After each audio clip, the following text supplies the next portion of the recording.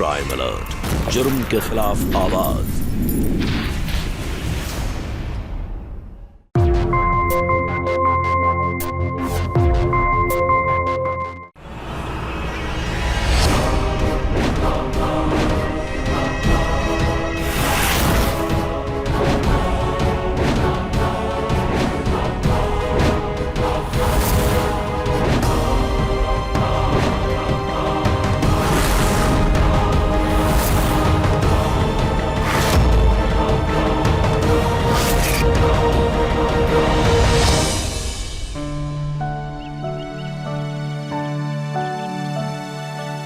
दादाजी नाश्ता। अरे रे, तुम क्यों आ गए बेटा? हाँ, आशा को भेज दिया होता। तो मंदिर जाना है ना? हाँ। जाओ जाओ, तैयार हो जाओ। जाओ बेटा, जाओ जाओ जाओ। हाँ मीरा, तुम जाओ, जल्दी नहा लो, तुम्हें मंदिर जाना ना देवर जी के साथ। जी भाभी, बस नहाने ही जा रही थी। हाँ जाओ, ये लो दादाजी।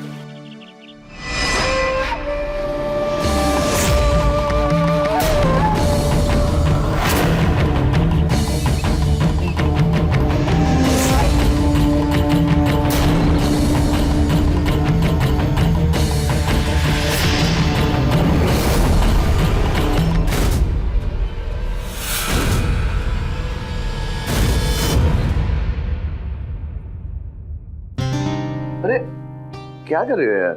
इतना अनरोमांटिक पति चाहिए होता ना तो अरेंज मैरिज ही कर लेती। ओहो यार, तुम्हें मंदिर भी जाना है, मुझे ऑफिस भी जाना है, लेट हो जाएंगे। ठीक है, तुम जल्दी से नहा लो। ठीक है, मैं 5 मिनट नहा कर आई। अरे नहीं नहीं नहीं, मैं नहाऊंगा पहले यार, मेरे को लेट हो जाएगा। 5 मिनट में नो प्लीज यार, तुम यार दूसरा कोई बाथरूम यूज करो प्लीज, ठीक है? और जल्दी से निकलना, नहीं तो मैं निकल जाऊंगा तुम्हें छोड़ के।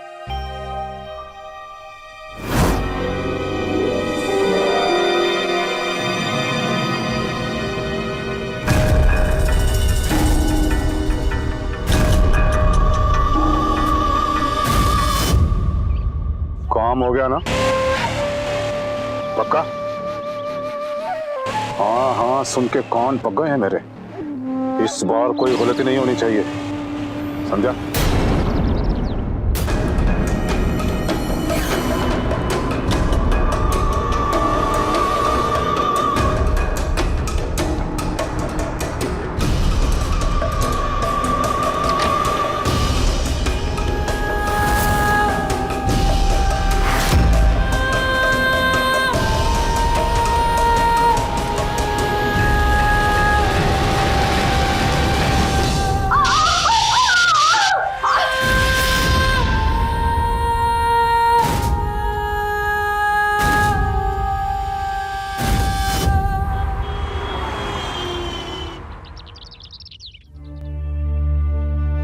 दीदी आप ठीक हो ना? हाँ शालू, मीरा, तुम ठीक हो या डॉक्टर के पास चले? बिल्कुल ठीक हूँ। क्या हुआ बहू? क्या हुआ बेटा? हाँ? क्या हुआ? अरे दादाजी सब कुछ ठीक है, घबराने की कोई बात नहीं। अरे भगवान जी की बड़ी कृपा है मीरा कि तुम बच गई। आज ही मंदिर जाकर प्रसाद चढ़ाऊंगी, एक ही तो देवरानी है मेरी। मैंने तुम्हें कितनी बार बोला यार, अपना ध्यान रखा कर दो। अब मुझे थोड़ी पता था गीजर का वायर लूज होगा। अरे चलो, कोई बात, एक्सीडेंट तो होते ही रहते हैं। बड़ी हिम्मत वाली बहू है हमारी। तो चलो उसको, मीरा को आराम करने दे। चलो चलो चलो, हाँ घबरा मत बेटा। हाँ क्या बात, बहुत हिम्मत वाली है। चलो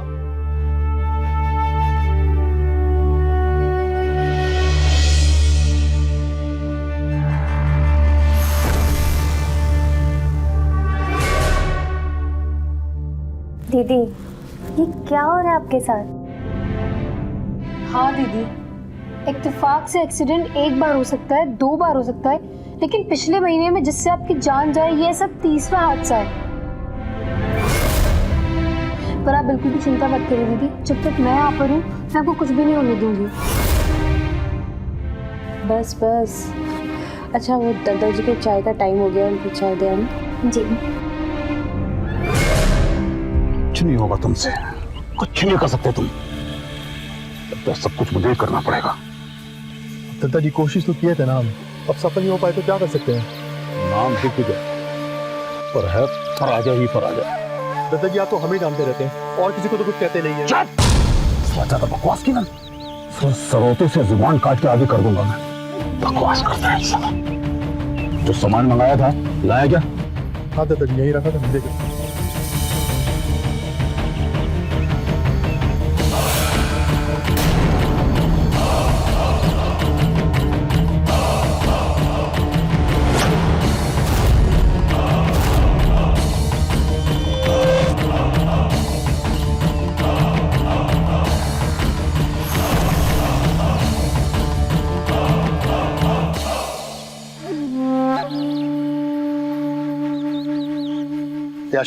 बात सुन, जब हमें चाय चाहिए होगी तब मंगवा लेंगे। घर की बातें सुनने के लिए चाय के बहाने इधर उधर मत घुसी आया कर, समझी? वरना नौकरी से निकाल देंगे तुझे। नहीं नहीं भैया, ऐसी कोई बात नहीं है। वो तो मीरा दीदी ने बोला कि दादाजी की चाय का टाइम हो गया है। वो तो मैं बस सुन, सिर्फ हाँ या ना में जवाब दिया कर, समझे? चल निकल यहाँ से, चल। इस लड़की पर जरा कड़ी नजर रख।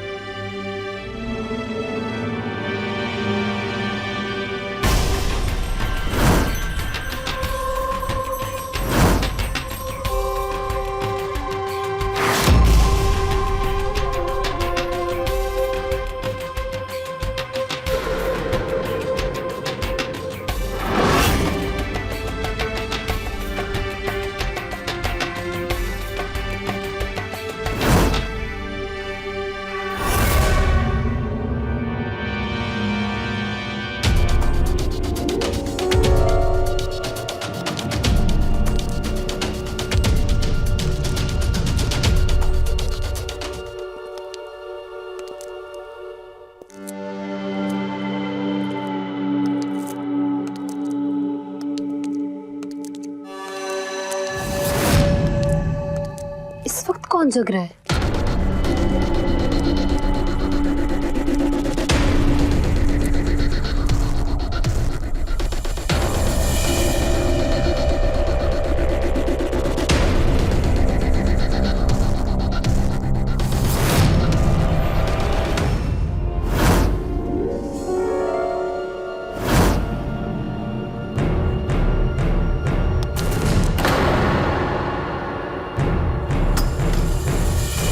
किससे बात कर रही थी तू?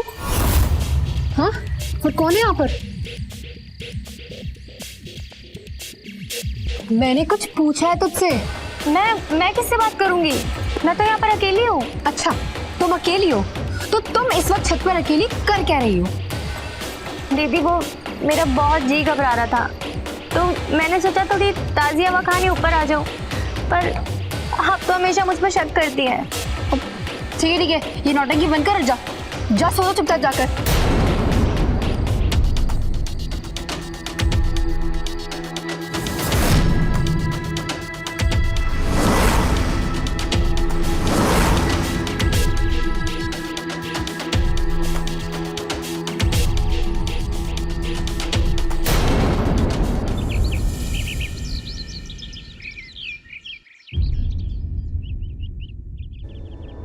सुनिए जी, ये देखिए कार्ड। बिरादरी की सबसे बड़ी शादी है। गली के कुत्तों को बुलाया लेकिन हमें नहीं बुलाया। पता है क्यों? क्योंकि तुम्हारे भाई ने बिरादरी से बाहर वाली लड़की से शादी की है। बहुत हो गया जी, या तो पंखे पे वो लटके या हम। जीना हराम कर रखा है। अब मैं ही बोलती रहूंगी कि तुम भी कुछ बोलोगे? अरे इस तरह बड़बड़ाने से समस्या का समाधान निकलेगा क्या? अब हर चीज बतानी पड़ेगी तुम्हें। बस इतना समझो कि इस बार या तो वो घर से जाएगी या इस दुनिया से। तुमसे कुछ नहीं होगा जी, अब जो करना है मैं ही करूंगी।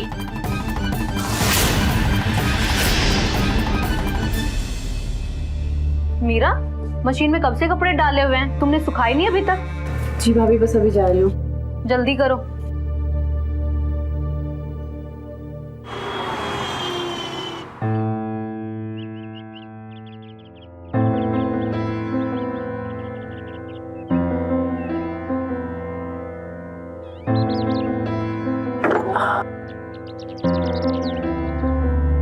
महारानी, ऐसे ठंडी ठंडी आए बढ़ती रहोगी ना तो टैंकर चला जाएगा। पता है ना, नल की लाइन का काम चल रहा है। 2 दिन पानी नहीं आएगा। जल्दी जल्दी भरो पानी।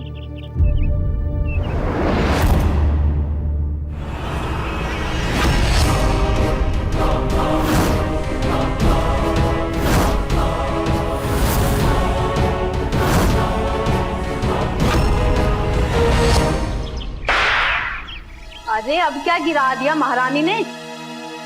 भाभी सॉरी, वो गलती से खीर गिर गई। पैसे क्या पेड़ पे उगते तेरे बाप के यहाँ जो इतनी महंगी खीर गिरा दी?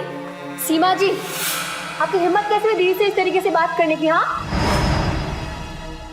वो इस घर की बहू है, आपकी नौकरानी नहीं। चलिए दीदी, आप मेरी सुन। हाँ, तो ये साफ कौन करेगा? तुम करोगी? वही करेगी जिसका काम है, समझिए आप। कहाँ है आपकी मेड? आशा, आशा। जी दीदी, वो मेरी तबीयत बहुत खराब थी तो मैं कमरे में आराम कर रही थी। तेरे तो रोज बहाने बढ़ते ही जा रहे हैं। यही करेगी दीदी का काम। अकेली कितना काम करेगी ये? जब से देवर जी से ब्याह के लाए हैं रोज कोई ना कोई नया झगड़ा होता है। भाभी, और कितना परेशान करेंगे आप मेरी बीवी को? हाँ, कर ली बात की शादी, गुनाह कर दिया कोई हमने? देवर जी आवाज नीचे रखिए। बुलाऊं क्या आपके भाई साहब को? बुलाइए, आज फैसला हो ही जाए। रवि प्लीज, आप लोग मेरी वजह से लड़ाई मत करिए। दीदी, आप अंदर जाके आराम कीजिए। इस मेड की मदद मैं कर दूंगी। अब तो खुश है ना?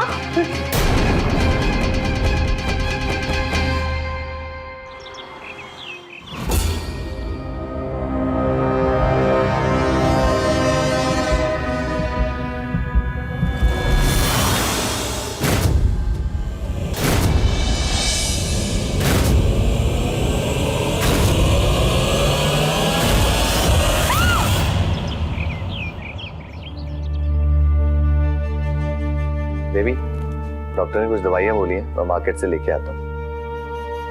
लगता है मेरी देवरानी को किसी की बुरी नजर लग गई, तभी ये सब हो रहा है। हो नहीं रहा है, ये सब कुछ कोई जानबूझ के कर रहा है। जब से मेरी दीदी इस घर में आई तब से आप लोगों ने। शालू, माफी मांगो। पर दीदी, पर कुछ नहीं, तुम यहाँ पढ़ने आई हो, पढ़ के चली जाओगी। ये मेरा घर है, मेरा परिवार है, मेरे अपने लोग हैं। और आज के बाद किसी से ऐसी ऊंची आवाज में बात मत करना। माफी मांगो। सॉरी।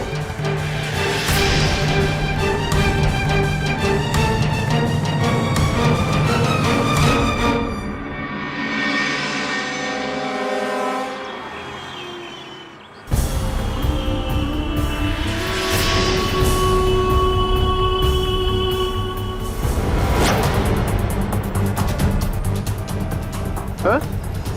ये तो आशा है। ये जा कहाँ रही है? हाँ, लगती तो वही है। कुछ लफड़ा है क्या?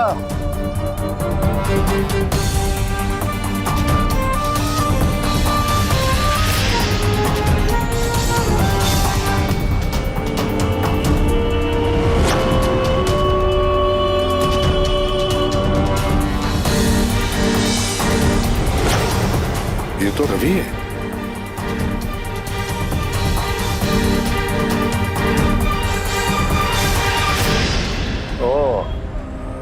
तो ये लफड़ा है। चलो, इनसे भी निपट लेंगे। घर परिवार, इंसान इस दुनिया में सबसे ज्यादा अपने आप को अपने खुद के घर और परिवार वालों के बीच सुरक्षित और महफूज समझता है। लेकिन कई बार ये परिवार खतरनाक साबित होता है, जहां अपने ही अपनों के खून के दुश्मन बन जाते हैं। कुछ ऐसा ही घटित हो रहा था कानपुर के ठाकुर परिवार की नई नवेली दुल्हन मीरा के साथ। नमस्कार, मैं हूं अमित पचौरी और आप देख रहे हैं क्राइम अलर्ट। एक तरफ मीरा के साथ रहस्यमय हादसों का सिलसिला शुरू हो चुका था, वहीं दूसरी तरफ मीरा का पति, उनके यहाँ काम करने वाली आशा का रिश्ता संदेह की सीमाएं लांघ चुका था। क्या मीरा के साथ हो रहे हादसे केवल एक इत्तेफाक थे या फिर कोई था जो सोची समझी साजिश के तहत मीरा का शिकार करना चाहता था? आखिर क्या चल रहा था रवि और आशा के बीच? क्या सचमुच इन दोनों के बीच कोई नाजायज संबंध था? क्या ये दोनों मिलकर मीरा को अपने रास्ते से हटाना चाहते थे? क्या मोड़ लेने वाली थी ये कहानी? आइए देखते हैं।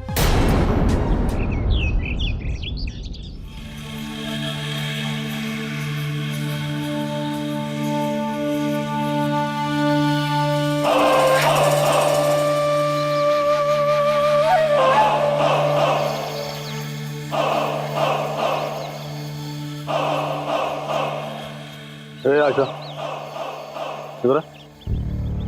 जी, क्या ये गंदगी दिखाई नहीं देती तुझे? मैं लगा रही हूँ। क्या मैं लगा रही हूँ? मैं लगा रही हूँ। एक बात बता, कल कहाँ आवारागर्दी कर रही थी? मैं हाँ मैं कहाँ घूम रही थी? तेरे सारे राज जान चुका हूँ मैं। चुपचाप मेरे कमरे में आ जा, समझे?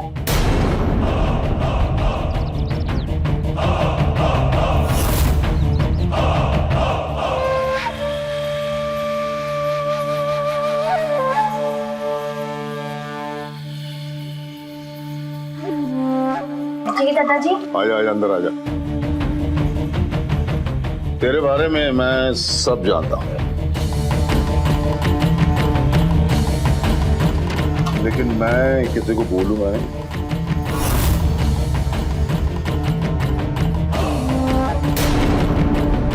तू कहाँ जाती है, क्या करती है, किससे मिलती है, सब पता है मुझे।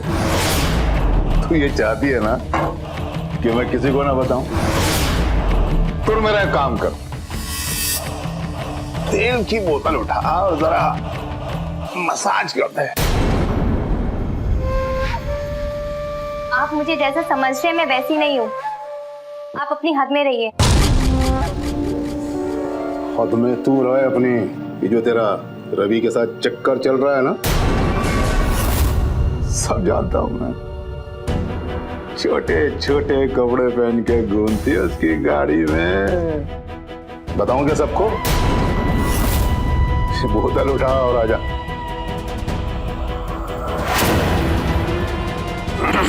आजा, बहुत दर्द कर रहा है शरीर।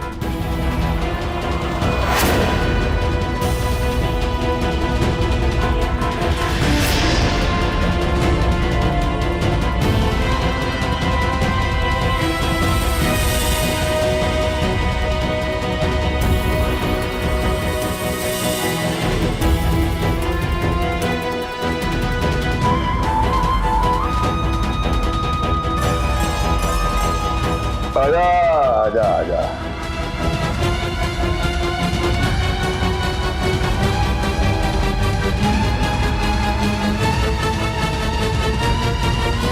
दादाजी वो आशा, क्या चल रहा है ये सब?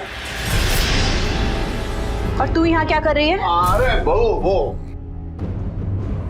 इसके कारनामे सुनेगी ना तो उसकी चोटी पकड़ के घर से निकाल देगी तू। पता है तेरे पति के साथ इसका चक्कर चल रहा है।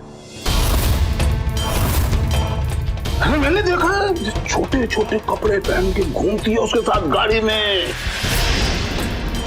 ये जो तेरे साथ रोज रोज हादसे होते हैं ना, इन सब के पीछे यही है, यही है। आशा, मेरे साथ चल, मेरे साथ चल अभी।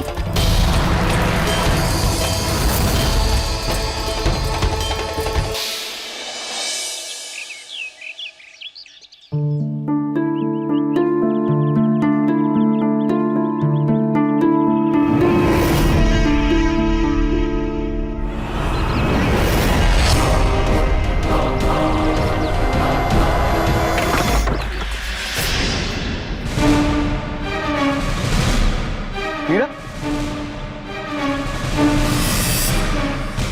ये क्या हो? तुम तो ठीक हो ना? हाँ, पता नहीं कैसे गिर गया। आप ठीक तो हो ना? मुझे अच्छे से पता है किसने किया है। और ये मेड कहाँ है? आशा कहाँ है? तू कहाँ थी? तू हाँ कहाँ थी? मैं तो अंदर पोछा लगा रही थी। तू कोई पोछा ओछा लगा रही थी? मुझे तेरे पे ना उसी दिन से शक हो गया था। आशा अभी तक इस घर में अजीब है। सब कुछ जानने के बाद भी मीरा ने इसे अभी तक घर से नहीं निकाला। क्या कर रही थी 2 दिन छत पे अकेले? किससे बात कर रही थी? और ये गमला, ये भी तेरी करामत है ना? शालू, क्या बात कर रहे हो शालू? ये अंदर रूम में पोछा लगा रही थी और मैं और भाभी जी उस टाइम वहीं थे। इसका काम नहीं हो सकता। हाँ, तू तो इसकी साइड लेगा ही। क्या मतलब? मतलब ये कि हम ना पता कर ही लेते हैं कि जब दीदी के बगल में गमला गिरा था तो कौन कौन वहां था और कौन कौन नहीं। मैं मेरे रूम में थी, जीजू और सीमा जी और ये आशा ये भी रूम में थे, पर आप दोनों कहाँ थे? हाँ, तू कहना क्या चाहती है? चुप। कहना क्या चाहती है? हाँ? मेरे ही घर में घुसकर हम पर शक कर रही है तू? हाँ? मीरा, अपनी बहन को समझाओ, क्या उल्टे सीधे इल्जाम लगा रही है हमारे ऊपर ये? शालू, मैंने तुम्हें कितनी बार बोला है बिना सोचे समझे कुछ मत बोला करो। और ये कमला गिरना एक हादसा था, कोई साजिश नहीं। दीदी, आपको मेरी बात पर नहीं हो रहा ना यकीन? आप चलिए मेरे साथ, मैं आपको सब दिखाती हूँ। चलिए, मैं अभी दिखाती हूँ आपको सब पता चल जाएगा। ये देखिए, ये उसी गमले की मिट्टी है जो यहाँ पर रखा हुआ था। किसी ने इसको यहाँ से उठाकर यहाँ पर रखा, एग्जैक्टली जहाँ आप नीचे बैठकर रंगोली बना रही थी। बस अब तो आपको समझ में आ गया ना, ये कोई हादसा नहीं है, ये एक साजिश है। अब मैं अभी जीजू को ऊपर बुलाती हूँ। नहीं शालू प्लीज, कल रवि के मम्मी पापा का श्राद्ध है और मैं नहीं चाहती कि घर में कोई भी झगड़ा हो। और प्लीज तुम भी अब इस बात को दोबारा मत दोहराना। आप समझने की कोशिश करो, आपकी जान को खतरा है यार। Stop it, शालू, मेरी जान को कोई खतरा नहीं है और अब इस बारे में मुझे कुछ नहीं सुनना। लेकिन दीदी,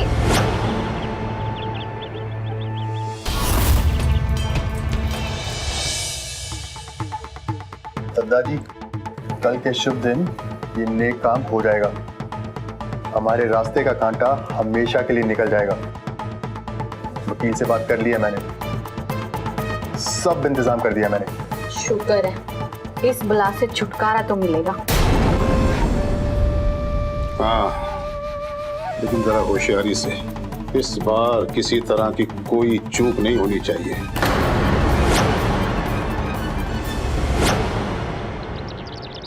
अरे अरे अरे आशा, ये प्याज और लहसुन नहीं डलता ये श्राद्ध के खाने में। तू एक काम कर, मैंने तुझे बोला था ना बाहर बकेट रखी है, उसमें कपड़े हैं, वो निकाल के डाला।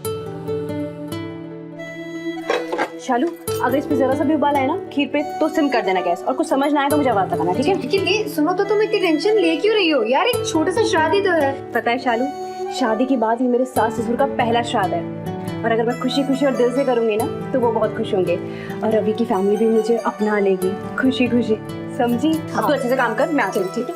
रवि, रवि, अरे तुमने सारे ब्राह्मणों को बोल देना भोग के लिए, और वो अनाथ आश्रम में जो दान जाएगा मम्मी पापा के नाम का। अरे baby, calm down, calm down, थोड़ा सांस तो ले लो। मैंने सब तैयारी कर ली है, तो परेशान हो, ठीक है? एक मिनट, मैं कॉल ले लूं। एक मिनट। अरे मीरा, ओ इधर इधर, तेरा दिमाग खराब हो गया क्या? तुझे मालूम है इस आशा का चक्कर तेरे पति से चल रहा है, फिर भी तूने इस नागिन को अभी तक घर से क्यों नहीं निकाला? दादाजी, आज वो श्राद्ध की पूजा है, इसके बाद बात करते हैं, मुझे थोड़ा सा काम है। बच्चों को समझाना बड़ा मुश्किल। कहते हैं औरत सब कुछ बर्दाश्त कर सकती है, लेकिन अपने साथी और अपने पति के प्यार में विश्वासघात बर्दाश्त नहीं कर सकती। लेकिन यहाँ तो दद्दा जी ने साफ साफ रवि और आशा के रिश्ते के बारे में मीरा को बता दिया था, लेकिन फिर भी उस पर कोई असर नहीं हो रहा था। क्या मीरा सचमुच अपने पति पर इतना ज्यादा भरोसा करती थी कि उसने उससे सवाल जवाब करना भी ठीक नहीं समझा? अपने पति से सवाल जवाब करने की बजाय यहाँ मीरा का व्यवहार आशा के प्रति बहुत सहनशील था। आखिर क्या वजह थी मीरा की चुप्पी की? वो औरत जो अपने सुहाग के लिए घरेलू अत्याचार बर्दाश्त कर रही थी, वो किसी ऐसे इंसान को कैसे बर्दाश्त कर सकती है जो उससे उसका सुहाग छीनना चाहता है?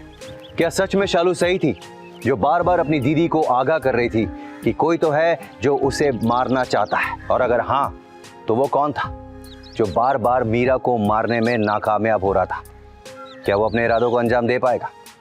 और क्या शालू उस भेड़िए को बेनकाब करने में कामयाब हो पाएगी? आइए देखते हैं।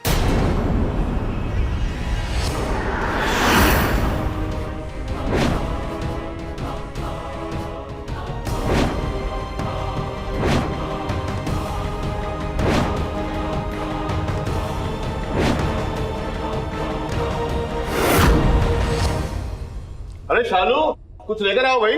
पंडित जी, क्या सेवा की जाए? नहीं नहीं जजमान, बहुत है। नहीं बेटा, बस बहुत है।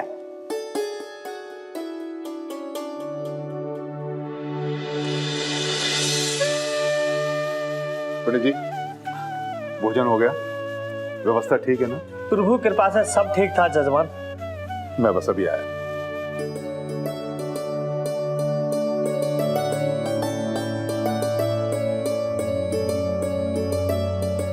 अच्छा बेटा, अब चलते हैं।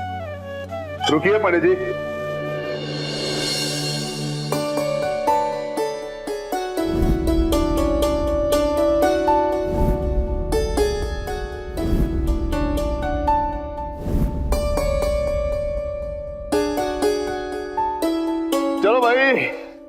सारा काम ठीक ठाक निपट गया। अब हम लोग भी खाना वाना खा लें। हाँ? दादाजी ये और भाई साहब अभी अनाथ आश्रम गए हैं दान देने, एक बार आ जाएं तो बस साथ में खा लेते हैं। वो दोनों जब आएंगे खा लेंगे, मुझे बहुत भूख लगी है, जल्दी खाना लगाओ। ठीक है भाई, जैसी बहू की इच्छा।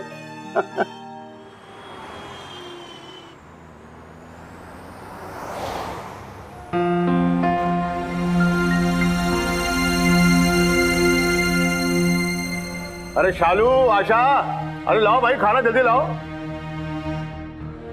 अरे वाह वाह वाह, ये तो भाई ओके थाली आ गई।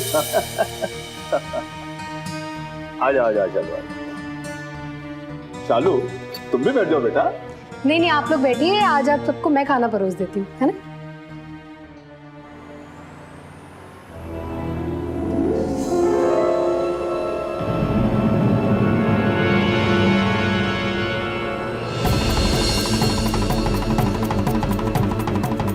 रवि यार आराम से मेरे भाई, वरना दोनों का श्राद्ध हो रहा था। ध्यान कहाँ है? रवि ठीक है ना? रवि रवि रवि गाड़ी रोक।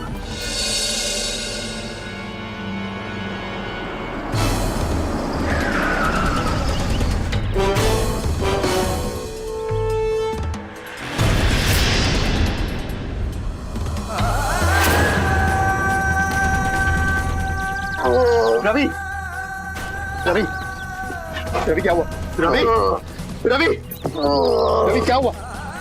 रवि रवि रवि उठ यार, रवि उठ, रवि।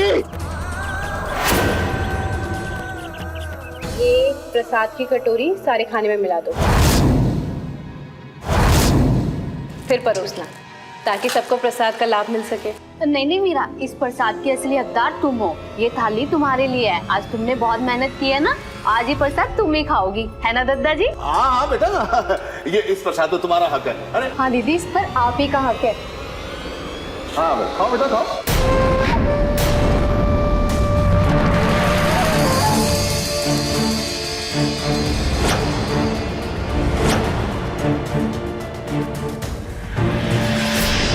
हरे कृष्णा हरे कृष्णा हरे कृष्णा हरे कृष्णा।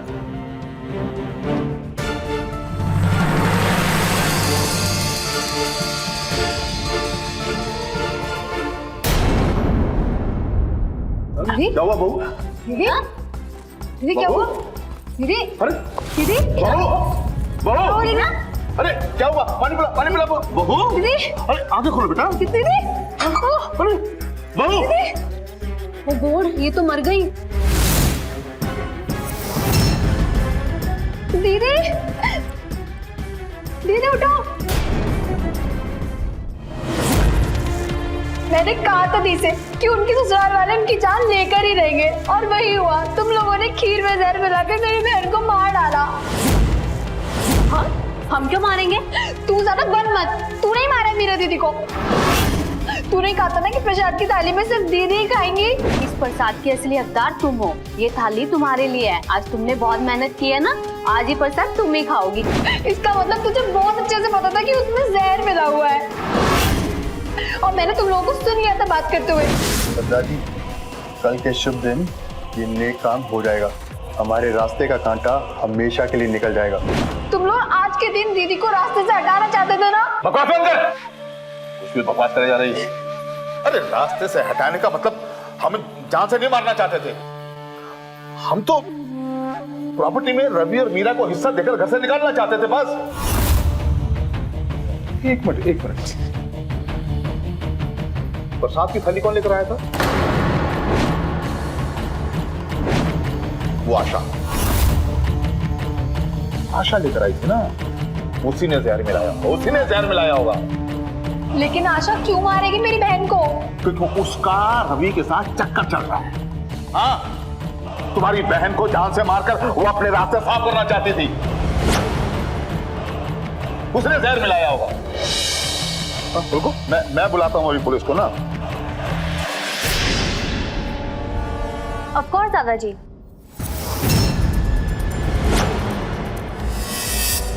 लेकिन असली कातिल के लिए, क्योंकि मैं भी यहाँ असली कातिल को ही पकड़ने आई हूँ। क्या मतलब?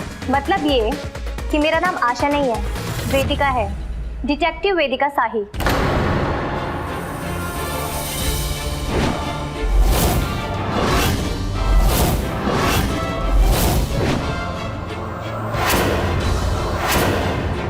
मैं मीरा की कॉलेज की फ्रेंड हूँ। रवि ने मुझे बताया कि जब से वो लव मैरिज करके मीरा को घर लेके आया है, तब से हादसों का सिलसिला बढ़ने लगा है।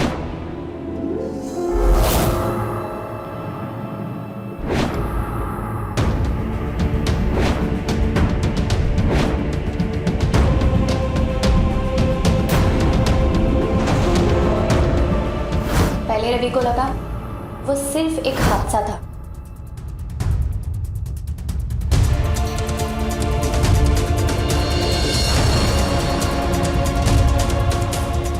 ये क्या शगुन किया आपने?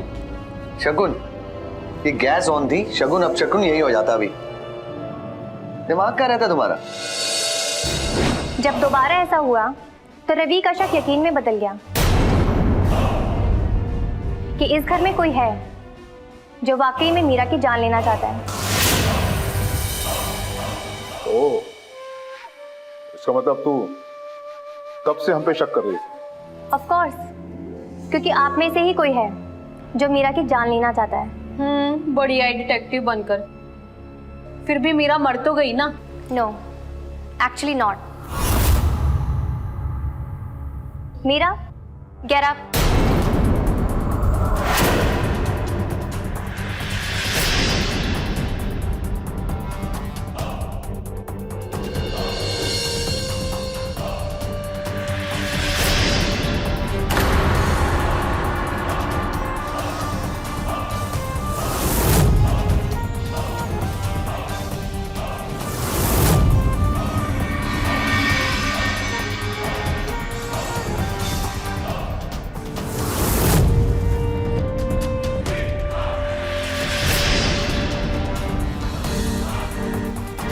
इतने हैरान होने की जरूरत नहीं है। ये सब हमने कातिल तक पहुंचने के लिए किया था। और वैसे भी इस घर में आते ही मुझे शक हो गया था कि इन सब के पीछे कौन है। क्लू तो मुझे उसी दिन मिल गया था जब मीरा को बाथरूम में बिजली के झटके से मारने की कोशिश की गई थी।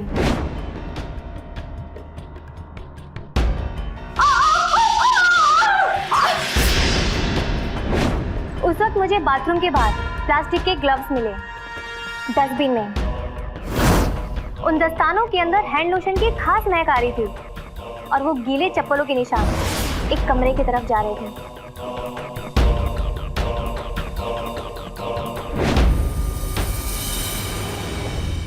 मैंने तहकीकात की और पता लगाया कि वो दस्ताने किसके थे और वो लोशन कौन इस्तेमाल करता है।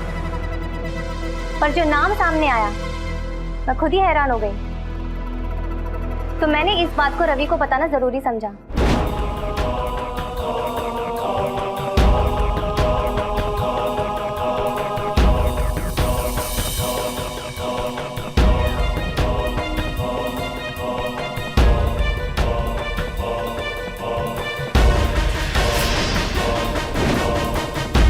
उसके बाद मैंने उस इंसान पर अपनी पैनी नजर रखनी शुरू कर दी, लेकिन वो बहुत शातिर निकला। मेरी लाख कोशिशों के बावजूद भी वो मीरा पर अपना निशाना बनाने में कामयाब हो गया। अब मुझे विश्वास हो गया था कि वो जालसाज मीरा को मारने के लिए कोई कसर नहीं छोड़ने वाला। लकीली मीरा की किस्मत अच्छी थी जो वो गमला उसके सर पर नहीं गिरा।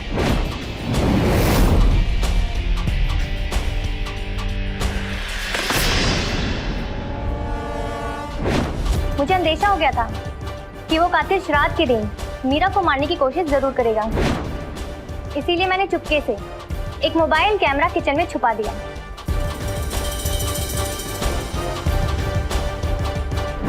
उस रिकॉर्डिंग में मैंने देखा कि वो कातिल खीर की कटोरी में जहर मिला रहा था।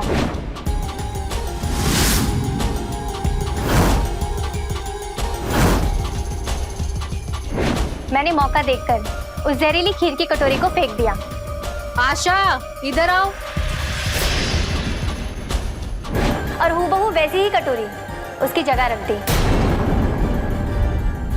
मैंने ही मीरा को पॉइजनिंग का नाटक करने के लिए कहा था, ताकि असली कातिल तक पहुंचा जा सके। और वो कातिल हमारे बीच में ही है। तो तुम अपना नाम खुद बताओगे या मैं सबके सामने तुम्हारा नाम लूं? तुम कहना क्या चाहती हो? वो मैं नहीं हूँ। बिल्कुल सही कहा, वो तुम नहीं हो, लेकिन तुम में से ही कोई एक है। कहीं वो तुम तो नहीं हो? क्या बकवास है? मैं अपनी बहन को क्यों मारूंगी? हाँ, इसका जवाब भी है मेरे पास।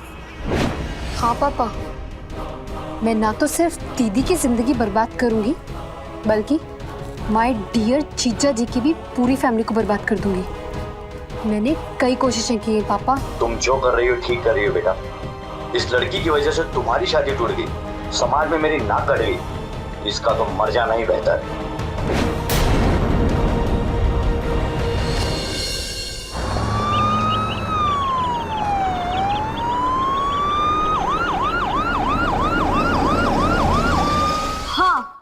ये सब मैंने ही किया है।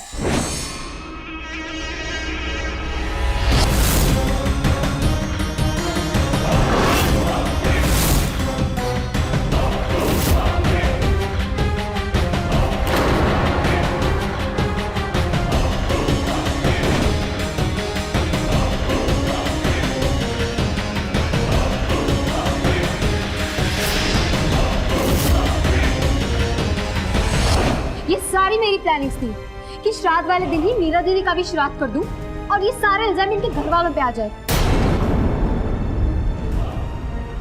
हाँ मीरा, ये सही कह रही है मीरा। तो मतलब ये अपनी साजिशों में कामयाब हो गई है। तनु, इसकी साजिशों का शिकार रवि। रवि? क्या हुआ? तू कहना क्या चाहता है? हमारा रवि नहीं रहा। हाँ? वो बाहर। क्या? बाहर।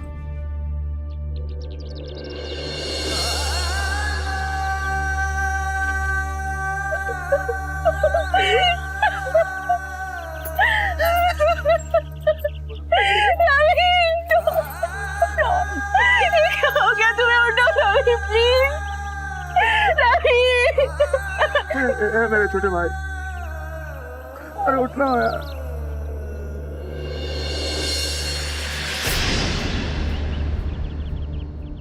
शालू, ये क्या किया तुमने? इन बहनों की बहन के घर उजाड़ने चली थी। ये सबने पापा भी तुम्हारे साथ। इससे अच्छा तो मैं मर ही जाती। मार देते तुम लोग मुझे, तुम्हें और पापा को शांति तो मिल जाती। इस सब में सारी गलती मेरी है। जब रवि और आशा ने मुझे कहा था इन सबके पीछे तुम हो, मैंने भरोसा नहीं किया। मैंने सोचा मेरी शालू ऐसा कर ही नहीं सकती। लेकिन अब ना मुझे तुमसे घिन आती है। चली जाओ यहाँ से, निकल जाओ मेरे घर से। इससे पहले तुम किसी और को डसो। निकलो यहाँ से। ये अपने इरादे में कामयाब हो गई मीरा। अनाथ आश्रम से लौटते वक्त रवि को खून की उल्टी हुई। रवि! रवि उठ यार! तो गुस्से अस्पताल लेके पहुंचा। जहर पूरे बदन में फैल चुका था। डॉक्टर साहब भी उसे बचा नहीं पाए। Oh shit! ऐसे कैसे हो सकता है? मैंने तो वो जहरीली खीर वाली कटोरी बदल दी थी। तो फिर रवि ने वो खीर कब खाई? जब हम लोग अनाथ आश्रम के लिए निकल रहे थे।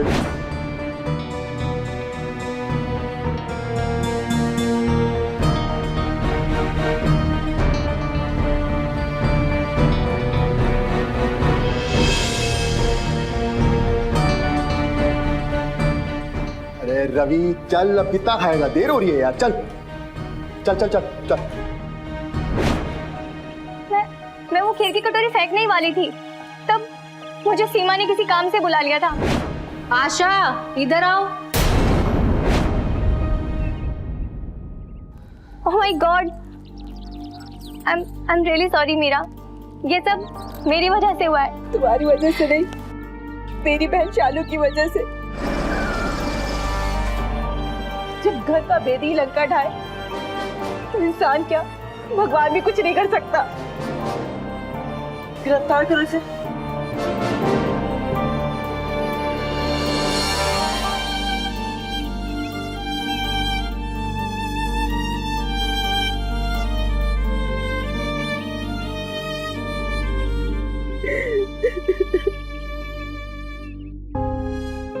जब अपने ही अपनों के दुश्मन बनते हैं तो गहरी चोट दे जाते हैं। इस केस ने पूरे कानपुर शहर में कोहराम मचा दिया। किसी ने सोचा भी नहीं था कि एक छोटी बहन अपनी बड़ी बहन से बदला लेने के लिए इस हद तक नीचे गिर सकती है। नफरत की आग में अंधी होकर शालू ने अपनी बहन का सुहाग उजाड़ दिया। शालू अगर चाहती तो अपनी दीदी से बात करके इस समस्या का समाधान निकाल सकती थी, लेकिन उसकी नफरत ने एक झटके में मीरा की बसी बसाई जिंदगी उजाड़ दी और उसे विधवा बना दिया। रवि को जान से मारने के जुर्म में शालू को आईपीसी की धारा दफा 302 के तहत उम्र कैद की सजा हुई। हमारे घर परिवार में भले ही कितना ही मनमुटाव क्यों न हो जाए, लेकिन रिश्तों में पड़ी गांठ को सुलझाने के लिए अपने अहम को किनारे करके हमें एक दूसरे से बातचीत करनी चाहिए। अगर हमने ऐसा नहीं किया तो हश्र वो हो सकता है जो ठाकुर परिवार का हुआ। इसी के साथ मैं अमित पचौरी आज की इस कहानी में विदा लेता हूं। फिर मुलाकात होगी एक सत्य घटना के साथ। तब तक याद रखिएगा, क्राइम से अगर बचना चाहते हैं तो अलर्ट रहिए। क्राइम अलर्ट, जुर्म के खिलाफ आवाज।